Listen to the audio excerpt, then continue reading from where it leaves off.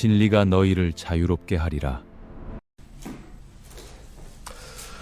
요한복음 8장 31절로 47절까지가 본문이고요. 오늘 우리가 함께 읽을 본문은 8장 31절, 32절 두 절 말씀 같이 합독하겠습니다. 요한복음 8장 31절, 32절 같이 읽습니다. 시작. 그러므로 예수께서 자기를 믿은 유대인들에게 이르시되 너희가 내 말에 거하면 참으로 내 제자가 되고 진리를 알지니 진리가 너희를 자유롭게 하리라. 아멘. 우리 지난 시간에 예수님이 나는 세상의 빛이다. 나를 따르는 자는 어둠에 다니지 않는다. 그랬죠? 어떤 자는 어둠에 다니지 않는다? 나를 따르는 자는 어둠에 다니지 않는다. 예수님은 나는 세상의 빛이다. 자, 빛이다 하셨고 나를 따르는 자는 어둠에 다니지 않는다. 여기서 우리가 어떤 생각을 했냐면 말씀의 핵심, 그것은 빛은 바라보는 것이 아니라 빛은 따르는 것이다. 예, 빛을 믿고 신뢰하여서 순종함으로 따라가는 것이 중요하다. 우리 기억나시죠? 네. 세상이 참 빠르게 돌아가고 또 각박해질수록 많은 사람들이 이런 말을 해요. 좀 자유롭게 살아보고 싶다. 그쵸? 이제 다들 그런 목마름이 있어요. 애나 어른이나 지금 다들 산에 들어가고 싶다, 촌에 가고 싶다, 막 이런 얘기를 많이 하거든요. 그래서 사람들 간섭받기도 싫고, 또 무언가에 얽매기도 싫고, 또 내 마음대로 살고 싶다. 자고 일어나면 눈 뜨면은 텃밭 갖고 먹고, 또 누가 뭐라 하지 않고, 이래라 저래라 안 하고, 그렇게 마음 편하게 자유롭게 살고 싶다. 그런데요, 가만히 보면은 이상합니다. 자유롭게 살고 싶어 하는 사람들이 분명한데 핸드폰 없으면 불안해져요. 예.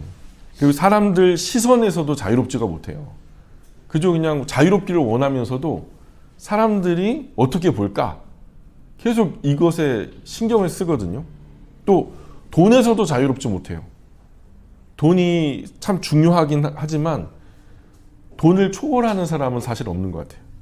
또 감정에서도 자유롭지 못하고요. 우리는 자유를 외치지만 실제로는 뭔가에 계속 묶여 있다는 거예요. 이게 굉장히 중요한 원리거든요. 오늘 본문이 바로 이것을 묻는 거예요. 넌 진짜 자유롭냐? 여러분 진짜 자유로우세요? 진짜 자유로우십니까? 오늘 이 말씀이 우리에게 참된 자유를 안내하는 귀한 말씀이 되었으면 좋겠습니다. 31절에 보시면 예수께서 자기를 믿은 유대인들에게 이르시되 그러죠. 자, 자기를 어떻게 한? 믿은 유대인들. 여기서 중요한 사실이 있어요. 이 말씀은 이미 자기를 믿은 유대인들, 그러니까 신앙이 있는 사람들에게 하신 말씀이라는 거예요. 자, 신앙이 있는 사람들에게 하신 말씀인데 예수님은 거기서 멈추지 않아요. 왜 그럴까요? 신앙에 단계가 있기 때문에 그래요. 단계가 있기 때문에 감정적으로 반응하는 단계가 있고, 또 감정적으로 반응하는 단계가 있고, 또 지적으로 동의하는 단계가 있고, 또 그러나 삶이 바뀌지 않는 그런 단계도 있다는 거예요. 신앙의 스타일이 여러 가지인데, 근데 예수님은 그 지점에서 멈추지 않고 이어서 이렇게 말씀하세요. 그 뒤에 뭐라 그래요? 너희가 내 말에 거하면. 이게 무슨 뜻일까요? 너희가 내 말에 거한다? 핵심은 이런 말씀이에요. 믿는 것과 제자가 되는 것은 같은 말이 아닌 거예요. 아는 것과 자유로운 것도 같은 말이 아니라는 거죠. 그래서 이것은 단순히 듣는 것이 아니라 주님의 말씀대로 지속적으로 살아내는 상태를 말하는 거죠. 진리는 정보가 아니라 삶으로 살아낼 때 진정한 자유가 된다라는 거예요. 즉 하나님의 말씀을 듣는 것은 정보고, 아는 것은 이해고, 거하는 것은 말 그대로 그 말씀 안에 살아가는, 그래서 삶이 변화되는 것이거든요. 이것은 지속적이고 습관적이고 반복적으로 진행되는 거예요. 예를 들어서 오늘 내가 기분이 되게 좋아요. 컨디션도 좋아요. 오늘 다이어트 해야지. 그래가지고 점심도 저녁도 안 먹고 다이어트 성공했어요. 내일은 기분이 안 좋아요. 배가 고파요. 짜증이 나요. 그래서 드립다 막 라면을 2개 끓여 먹고 밥도 말아 먹고 거기다가 뭐 냉장고에 있는 거 없는 거 다 찾아서 좀 먹었어요. 자, 그러면은 내가 말씀 안에 거한 거예요? 안 거한 거예요? 아닌 거죠. 이게 무슨 말이냐면 거한다라는 것은 삶 안에 계속해서 지속적으로 그 심지가 흘러간다는 뜻이거든요. 그러니까 참된 변화는 거할 때 일어나는 거죠. 오늘도 다이어트고 내일도 다이어트면은 10일 이후에는 또 다이어트 효과가 있을 것이고 100일 후에는 또 큰 열매가 있을 것이고 그런 것처럼 사람들은 착각해요. 오늘 좋은 말씀 들었다. 오늘 말씀 참 은혜 많이 받았어요. 그런데 삶은 그대로예요. 삶은 그대로. 왜 그럴까요? 주님의 말씀이 그 삶에 거하지 않기 때문에. 당장에 이 강단 앞에서는 내가 알지 못했던 성경의 지식이야. 그리고 목사님이 하시는 말씀도 이해됐어. 어떻게 저렇게 맞아? 내가 박수를 치면서 맞아? 무릎을 탁 치면서 맞아? 그런데 삶이 변하지 않아. 근데 그게 무슨 의미냐? 주님의 말씀이 나의 삶에 들어오지 않았다는 거예요. 거하지 않았기 때문에. 그래서 참으로 내 제자가 되고 그러잖아요. 참으로. 겉으로 제자 이름이 아니라 진정한 제자를 말씀하는 거잖아요. 믿음은 신앙의 시작일 뿐이지 끝이 아니에요.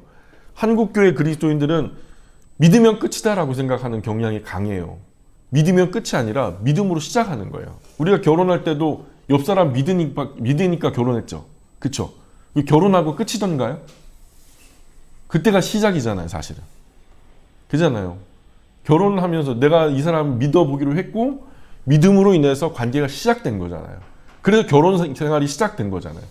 결혼 생활 하다 보니까 이 사람을 더 깊이 알게 되고 더 많이 깊이 사랑하게 됐잖아요. 그러니까 이 믿음은 시작일 뿐이에요. 나중에 무엇으로 완성돼야 되냐면 사랑까지 완성돼야 되는 거예요. 그래서 베드로후서 1장 5절, 6절, 7절에 보니까 같이 한번 읽어볼까요? 시작. 그러므로 너희가 더욱 힘써 너희 믿음의 덕을, 덕의 지식을, 지식의 절제를, 절제의 인내를, 인내의 경건을, 경건의 형제 우애를, 형제 우애의 사랑을 더하라. 결국 여기서 제일 처음 뭘로 시작해요? 너희 믿음에, 그죠? 믿음으로 시작하잖아요. 근데 마지막에 무엇을 더하라? 사랑을 더하라. 끝이 사랑이에요. 그래서 이웃 사랑하라고 하고 하나님 사랑하라 하는 거예요. 하나님 믿냐? 하나님 신뢰하냐? 그럼 그런 삶을 살아라. 그게 신앙생활이거든요. 믿을 신자 바랄 앙자, 믿고 바라는 삶을 살아가는 거예요. 뭘로? 믿음으로. 그 삶을 시작하는데 그러면서 살면서 우리가 그 신앙생활을 하면서 덕이 생기고 지식이 생기고 절제가 생기고 인내가 생기고 경건이 생기고 형제 우애가 생기고 그 위에 사랑이 최종적으로 덧입혀지면 어느 정도 완숙한 신앙으로 성숙하게 됐다라는 거죠. 자, 그런데 그 사랑으로 완성된다. 그래서 예수님께서 큰 계명이 두 가지가 있는데 하나는 하나님 사랑하라, 이웃 사랑하라. 이것을 총합으로 사랑하라 이렇게 얘기하잖아요. 그래서 믿음은 시작이고 거하는 것은 과정이에요. 하나님의 말씀 우리의 삶 가운데 거하는 것은 과정이고 제자가 되는 것은 그 결과라는 거예요. 그렇게 따라가는 삶을 살아가는 것은 결과라는 거죠. 제자는 교회에 등록한다고 되는 게 아니에요. 뭐 제자교회라는 이름 가진 교회들이 많은데 우리 노회에도 많아요. 근데 제자교회에 등록했다고 내가 제자가 되는 게 아니잖아요. 그분의 말씀 안에 머무름으로 우리는 제자가 되는 거예요. 실제로.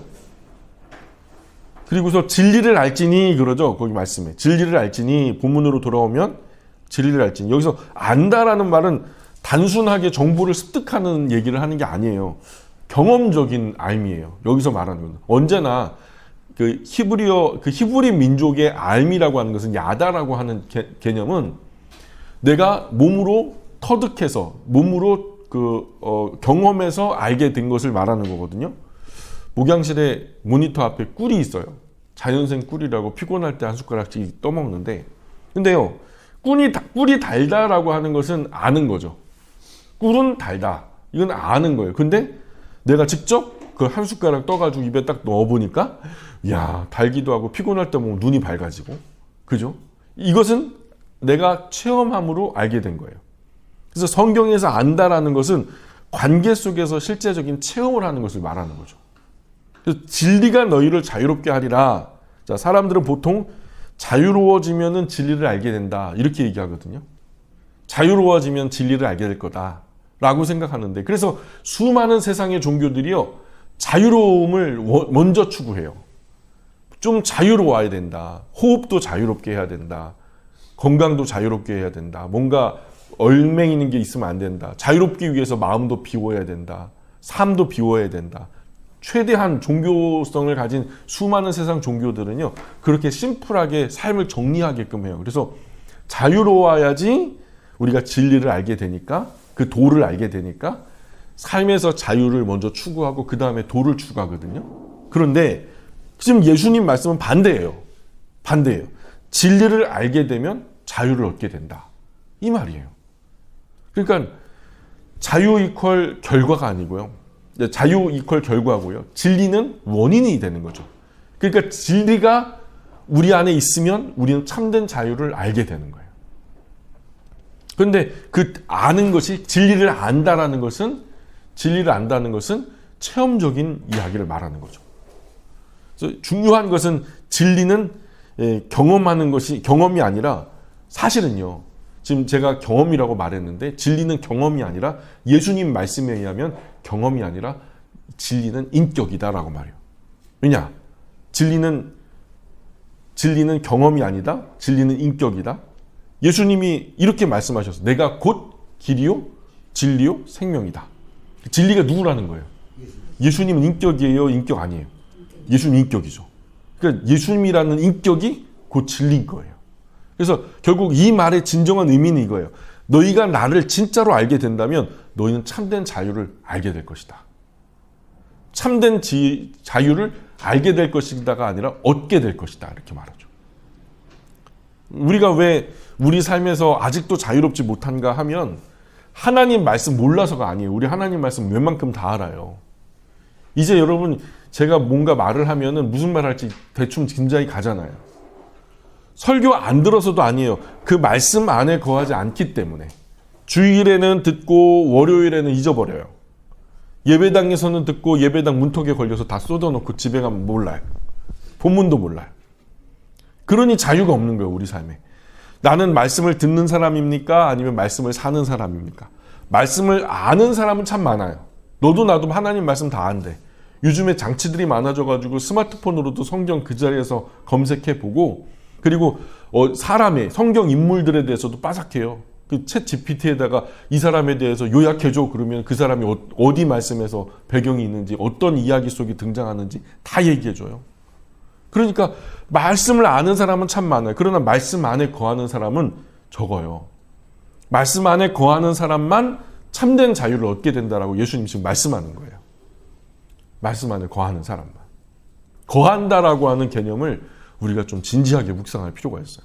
33절 계속 읽어봅니다. 33절 시작. 그들이 대답하되 우리가 아브라함의 자손이라 남의 종이 된 적이 없거늘 어찌하여 우리가 자유롭게 되리라 하느냐. 사람들이 이렇게 반응해요. 믿은 유대인들이 말하는 거예요. 그러니까 신앙이 있는 사람들이 이 말을 하는 거예요.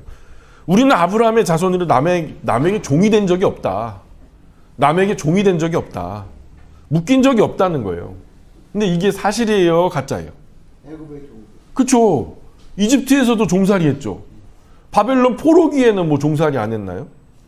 그리고 로마의 지배 아래 지금도 있잖아요. 근데 우리는 자유롭대요. 이게 말이 안 되는 거죠. 왜 그럴까요?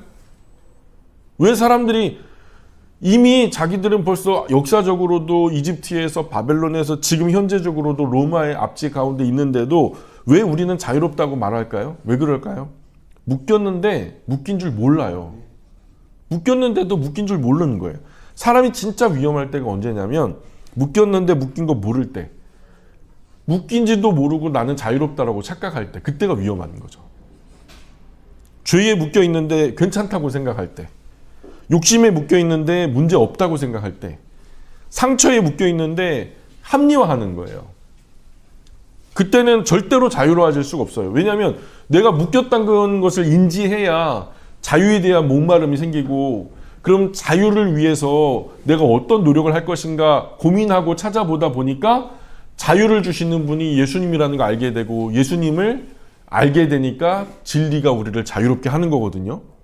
그러니까 내가 묶였다는 것은 인식을 해야 되는 거예요. 내가 죄인이라는 것을 알아야 용서를 받죠.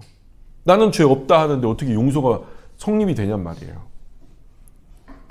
그러니 내가 자유롭지 못하다는 것을 인식할 때 비로소 우리 마음의 자유에 대한 목마름이 생기는 거거든요. 34절 계속 읽어볼게요. 34절 시작. 예수께서 대답하시되 내가 진실로 진실로 너희에게 이르노니 죄를 범하는 자마다 죄의 종이라. 죄를 범하는 자마다 죄의 종이다. 이건 굉장히 냉정한 진단이에요. 죄를 지으면 종이 된다가 아니에요. 죄를 범하는 자는 이미 죄의 종이다 이렇게 말하는 거예요. 죄를 짓지 않을 자유가 없는 거예요. 범한다라는 말은 한 번의 실수를 말하는 게 아니라 범한다라는 건 한 번의 실수가 아니라 지속적이고 반복적인 상태를 말하는 거죠. 즉 죄를 짓는 사람이 아니라 죄 아래 살고 있는 사람을 말하는 거예요. 사람들은 나는요 얼마든지 원하면 죄 끊을 수 있어요. 그런데 아직은 괜찮아. 아직은 내가 감당할 수 있어. 이렇게 얘기해요. 그런데 예수님의 진단은 뭐래요? 너는 이미 죄의 종이다. 죄는 행위가 아니라 지배된 거예요. 지배. 죄 아래 놓였다. 계속 성경이 하는 말이에요. 죄는 우리가 짓는 행동을 말하는 게 아니라 영향력 아래에 놓인 것. 죄에 지배당하는 상태. 죄가 주인이고 우리가 종이 된, 노예된 상태. 죄가 한 번이 아니라 계속 반복된다면 그건 이미 죄의 종인 거예요. 여러분 태어나서 나는 죄를 한 번밖에 안 졌다. 실수로 그것도. 2번 이상 지었다. 우리 다 그렇잖아요. 내가 좋아서 술 마십니다. 그렇죠? 좋아서 술 마셔요. 그런데 반복됩니다. 근데 멈출 수가 없어요. 그러면 나는 내가 술을 마시는 게 아닙니다. 술이 나의 인생을 마시는 거예요. 그러니 술의 종이 된 거예요, 내가. 내가 술을 마시는 게 아니라 술이 나를 다스리는 거지. 끊고 싶은데 끊어지지 않는 거. 하지 않으려고 하는데 계속 하게 되는 거. 반복하는 거. 습관적인 거. 그것이 뭡니까? 바로 그게 노예된 상태인 거예요. 아니라 그러지. 근데 우길 뿐 이미 벌써 그것에 중독이 된 거예요.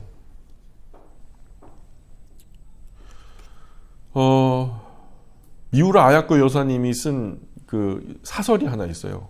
한때 일본의 청년들이 자유 섹스의 그 프리섹스의 사상이 일본에 크게 뿌리가 내려져 가지고 그냥 뭐 결혼할 상대가 아니라 그냥 만나는 모든 사람, 내 눈에 좋고 내 마음에 드는 사람 모두 하고 막 혼음을 하는 거예요.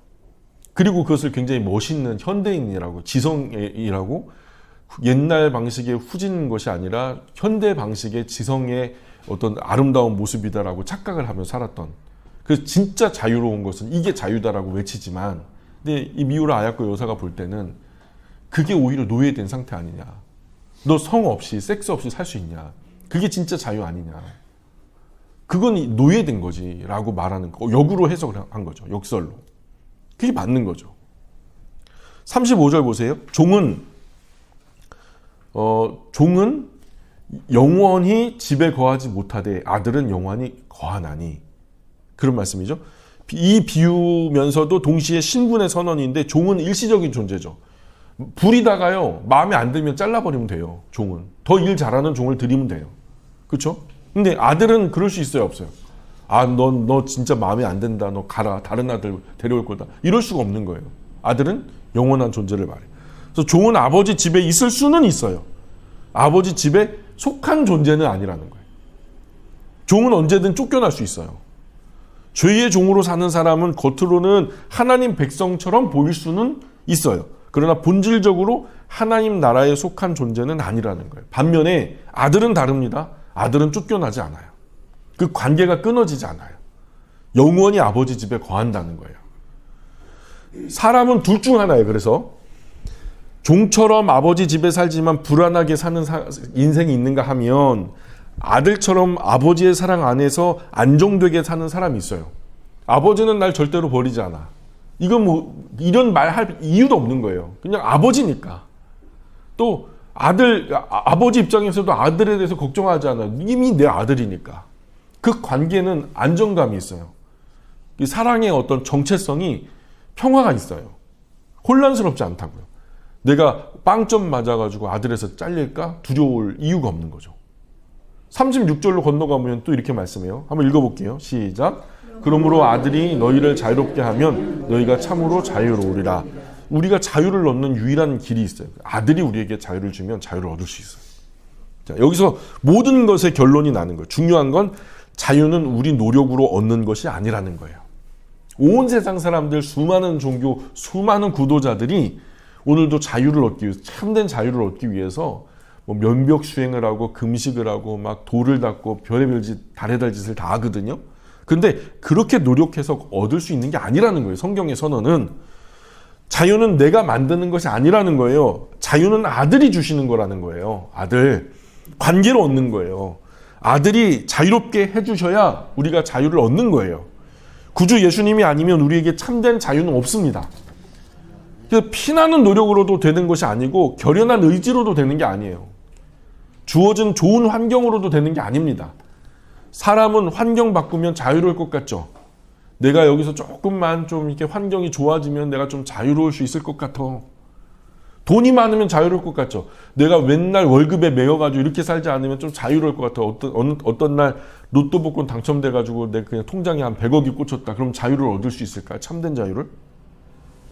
상황이 좋아지면 괜찮을 것 같지만 아닌 거예요. 죄에서 자유롭지 않으면 아무리 조건이 좋아도 여전히 죄의 종일 뿐이에요. 그 돈 가지고, 그 환경 가지고, 그 좋은 조건 가지고 뭐 할 생각 하냐면 죄질 생각 한단 말이에요. 우리에게 죄 안 지을 자유가 없다는 거예요. 근데 오직 예수님만 그것에서 우리를 자유케 하신다는 거죠. 너희가 참으로 자유로우리라. 자유하리라. 참된 자유가 있다면 가짜 자유도 있는 거죠. 그죠? 참 자유를 얻게 된다니까 참이라는 게 있으면 거짓 자유도 있는 거죠. 사람들은요, 하고 싶은 거 다 하면서 살면은 자유다. 그래요. 하고 싶은 거 다 하면서 살면 자유다. 간섭이 없으면 자유다. 그렇게 말하는데요. 그러나 진짜 하고 싶은 거 다 하고 간섭도 없으면 그 결과가 어떻게 돼요? 진짜 자유예요? 예? 앞으로 하고 싶은 거 더 못할까봐 불안하죠. 또 누군가 간섭이 들어올까봐 더 묶이고 초조해져요. 누가 이 좋은 이 상황을 뒤집어 엎을까봐 불안, 초조. 그래서 아무것도 못합니다. 그래서 예수님은요, 그런 것들은 자유가 아니라는 거예요. 가짜 자유라는 거예요. 진짜 자유는 죄에서의 자유. 죄에서의 자유. 죄를 지을까 안 지을까 이거 고민할 필요가 없어요. 그냥 죄라는 것이 인식이 되지 않는 상태. 예수님 안에서. 두려움에서의 자유. 전혀 두렵지 않은 거예요. 두려움이라는 개념을 인식조차 못하는 거예요. 정죄에서의 자유. 죄가 없으니 죄를 안 짓고. 그러니까 비교에서의 자유. 그리고 하나님과 안정된 관계 안에서 사는 자유가 진짜 자유라는 거죠. 그냥 온 우주 끝까지 우리가 모든 것을 하고 모든 것을 행할 수 있는 그런 자유. 그래서 죄는 우리를 묶고 예수님은 우리를 풀어줍니다. 지금 우리가 이 죄된 상태로 우주의 시민이 되었다, 하늘 시민이 되었다. 우리가 우주를 개발할 수 있을까요? 우리 스스로에게 제한을 주거든요.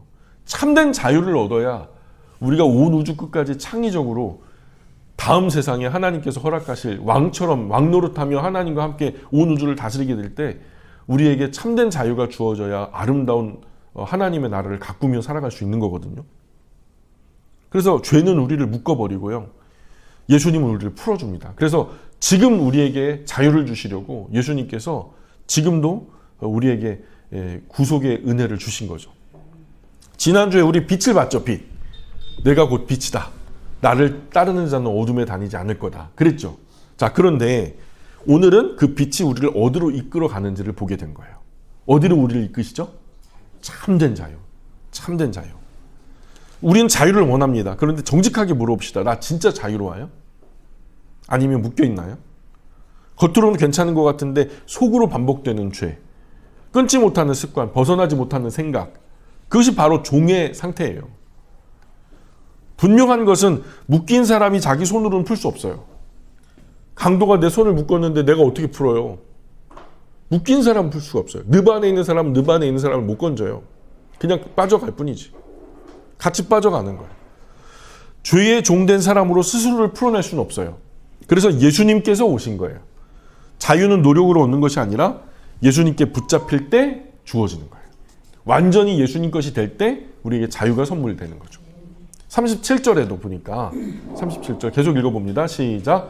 나도 너희가 아브라함의 자손인 줄 아노라. 그러나 내 말이 너희 안에 있을 곳이 없으므로 나를 죽이려 하는도다. 자, 나도 너희가 아브라함의 자손인 줄 안다. 그죠? 먼저 예수님도 인정하는 바예요.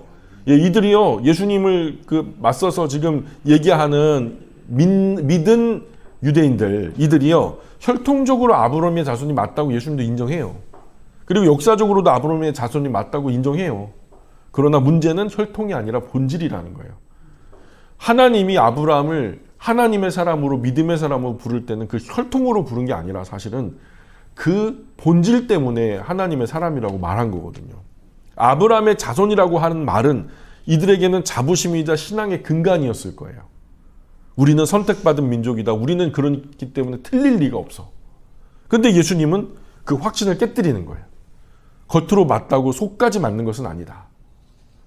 너 지금 아브라함의 혈통적으로 아브라함의 족보에 속했다고 네가 아브라함의 자손이라고 말하는 것은 아니다. 자, 보세요. 그런데 그 말씀 끝에 나도 너희가 아브라함의 자손인 줄 아노라. 그런데 그 접속사가 뭘로 돼 있죠? 그러나. 이 중요해요. 역접이라고 그래요. 그러나 그렇지 않다는 거예요. 역접 뒤에 붙는 것은 반대의 말을 하는 거예요. 그러니까 이 한 단어가 모든 것을 뒤집는 거예요. 혈통은 맞지만 상태, 즉 본질은 아니라는 거예요. 내 말이 너희 안에 있을 곳이 없으므로, 그러죠? 내 말이 너희 안에 있을 곳이 없으므로, 너희가 하나님 말씀을 듣지 않는다가 아니에요. 듣지 않는다가 아니라 너희 안에 하나님 말씀이 머물 공간이 없다는 거예요. 귀로는 들어요. 예수님 말씀을.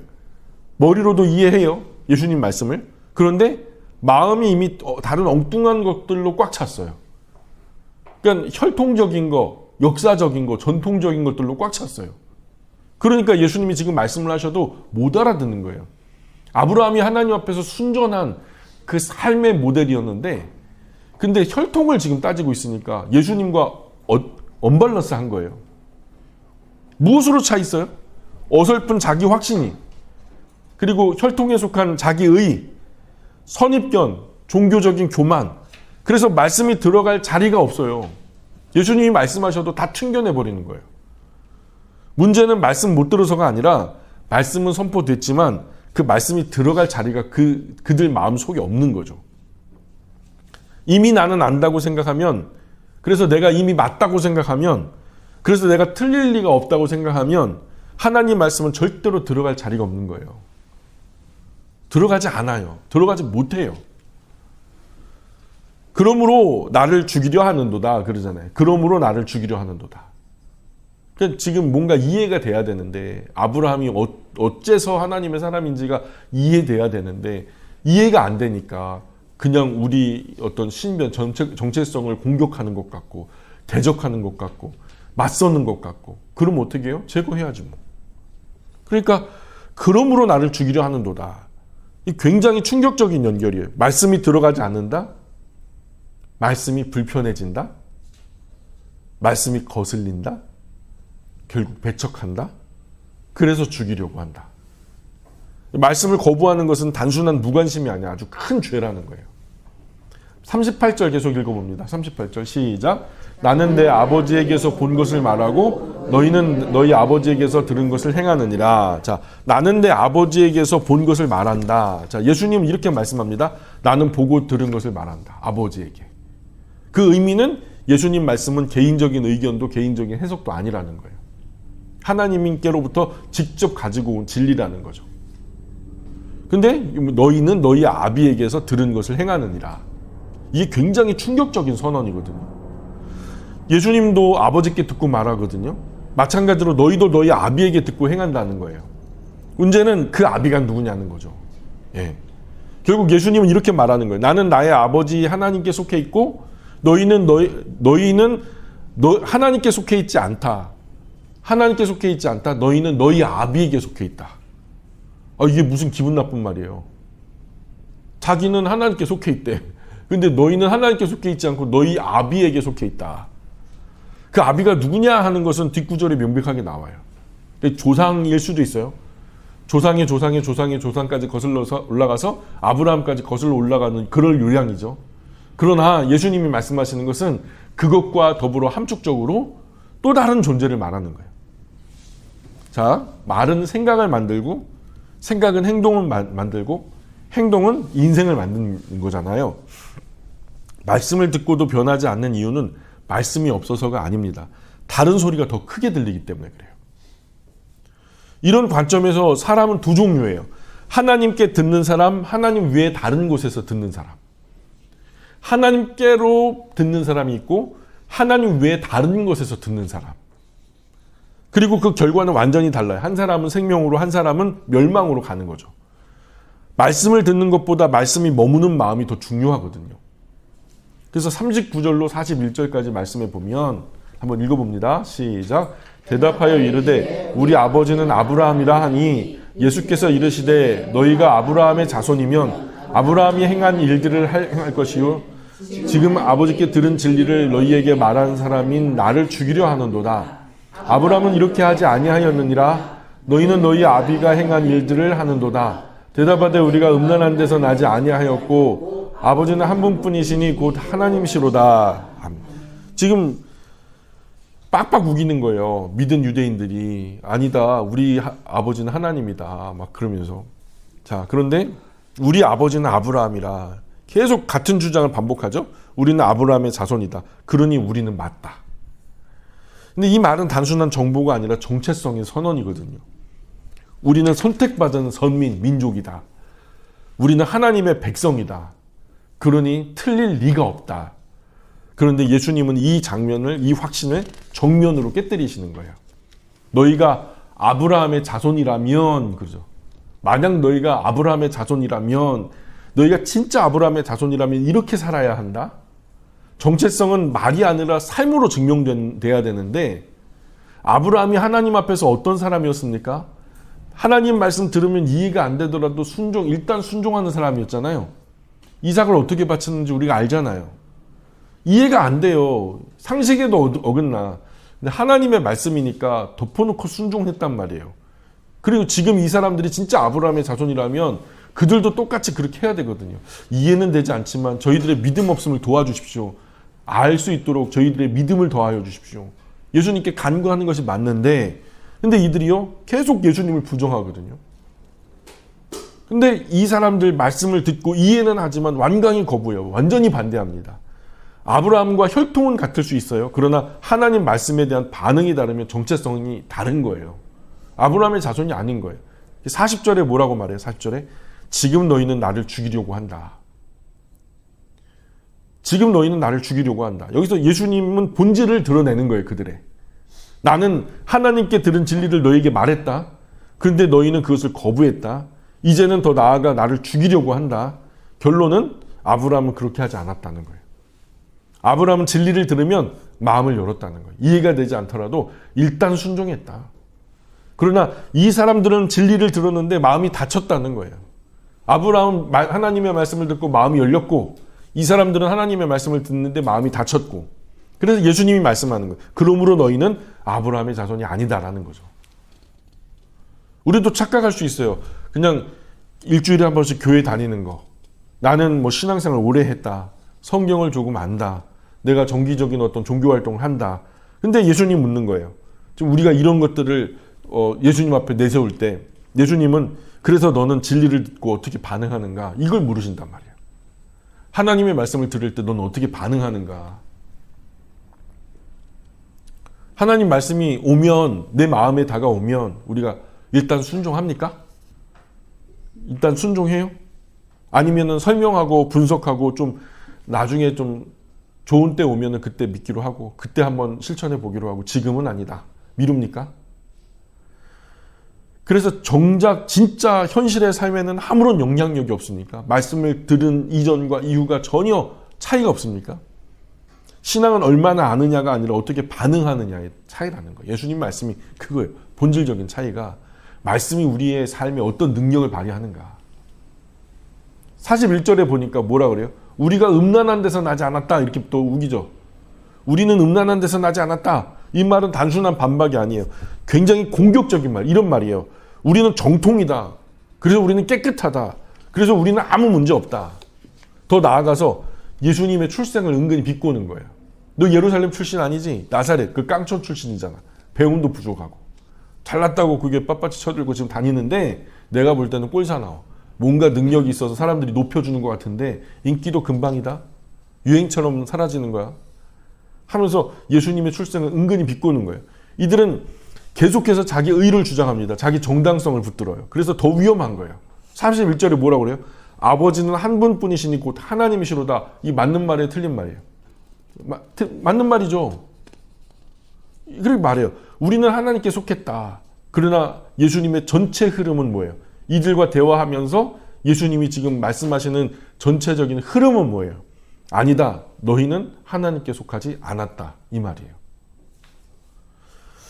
사람은 뭘 말하느냐가 아니라 무엇에 반응하느냐에 따라 정체성이 드러나거든요.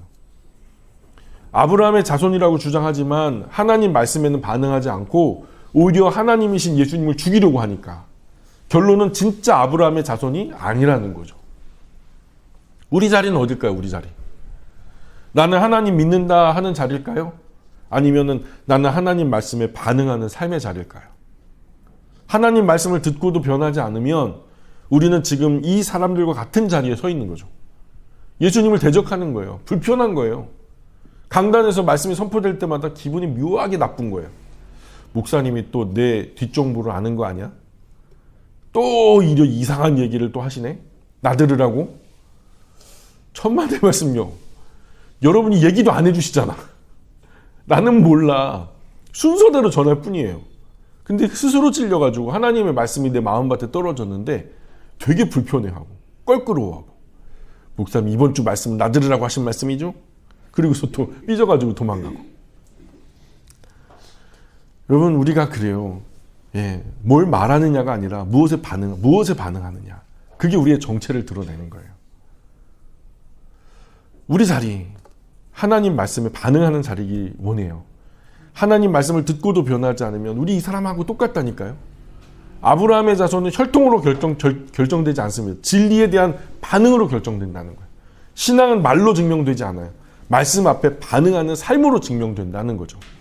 42절 볼까요? 42절 시작. 예수께서 이르시되 하나님이 너희 아버지였으면 너희가 나를 사랑하였으니 이는 내가 하나님께로부터 나와서 난 스스로 온 것이 아니요 아버지께서 나를 보내신 것이니라. 아멘. 아주 명확한 기준이죠. 하나님께 속했다면 예수님을 사랑한다. 이런 명제가 성립되죠. 하나님께 속했다면 예수님 사랑한다. 아멘입니까? 신앙의 기준은 지식이 아니고 종교 행위도 아니에요. 예수님에 대한 사랑이에요. 예수님 얼마나 사랑하느냐. 하나님께로부터 난 사람은 예수님 사랑한다. 왜냐하면 예수님은 하나님께로부터 온 분이기 때문이. 그래서 이 말은요 이렇게 새롭게 쓸 수 있어요. 너희가 나를 사랑하지 않는 것은 너희가 하나님께 속하지 않았기 때문이다. 맞아요? 그런 거예요. 43절 시작. 어찌하여 내 말을 깨닫지 못하느냐. 이는 내 말을 들을 줄 알지 못함이로다. 예수님이 답답하셔서 가슴 치면서 이게 말씀하시는 거예요. 와, 어째서 내 말을 깨닫지 못하냐.